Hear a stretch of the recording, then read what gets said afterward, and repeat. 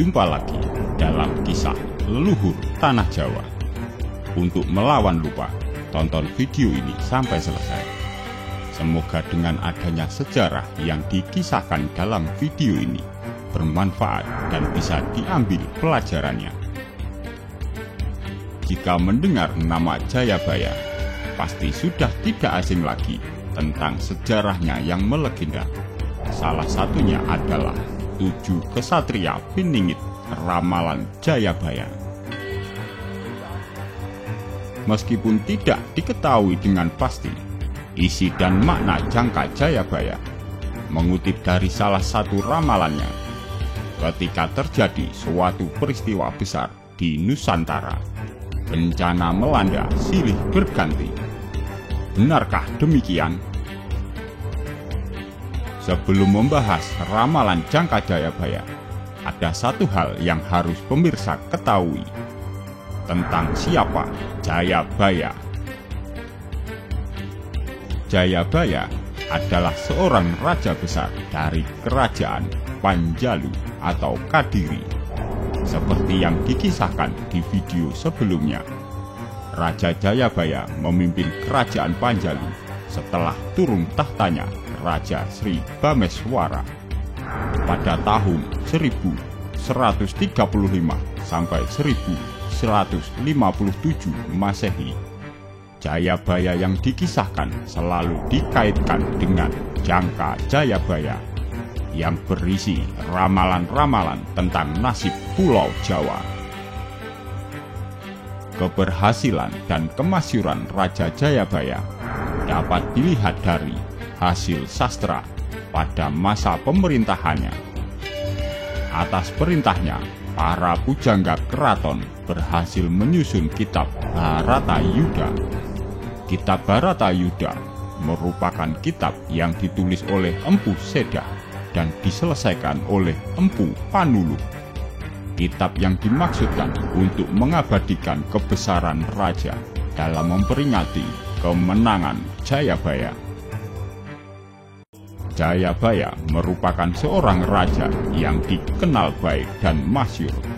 Selain itu juga merupakan ahli perbintangan, dengan kata lain ramalan ulung. Ucapan-ucapan yang dilontarkan tentang Pulau Jawa di masa depan yang terkumpul dalam jangka Jayabaya, ramalan yang dibuat ketika Jayabaya berdiam diri di Gunung Wilis. Bahkan kisah ramalan Jayabaya sampai sekarang pun sebagian besar masyarakat Jawa masih banyak yang percaya, biarpun masa di mana peradaban budaya yang terus berkembang maju. Akan tetapi, semua itu tidak berpengaruh akan sesuatu yang mengandung kebenaran. Gimana dengan pemirsa?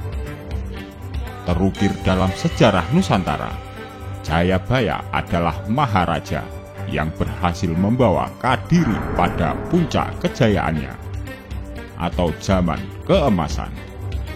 Prabu Jayabaya kemudian diberi gelar Sri Maharaja Sang Mapanji Jayabaya Sri Warmeswana Madusudana Awatara Nindita Suhtrissinga Parakrama Utunggadewa. Adanya prasasti Hantang dan Talan menjadi bukti sejarah yang menerangkan pada masa kejayaan Kadiri.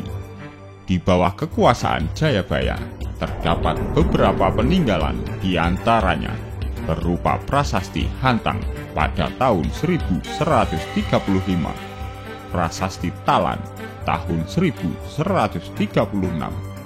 prasasti Jepun tahun 1144, serta Kakawin Bharatayuddha tahun 1157.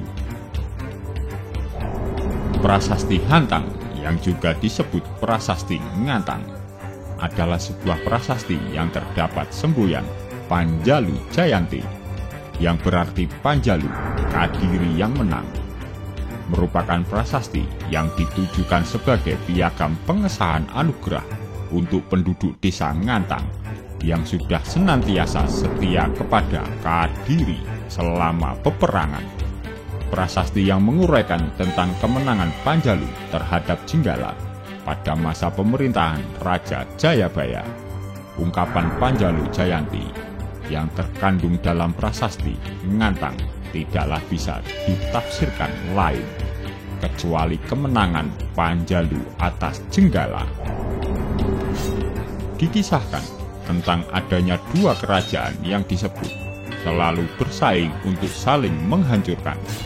Adanya tanah perdikan karena berkat kesetiaan penduduk Ngantang terhadap Sang Prabu, maka penduduk pun diberi hadiah tanah perdikan dengan hak-hak yang istimewa.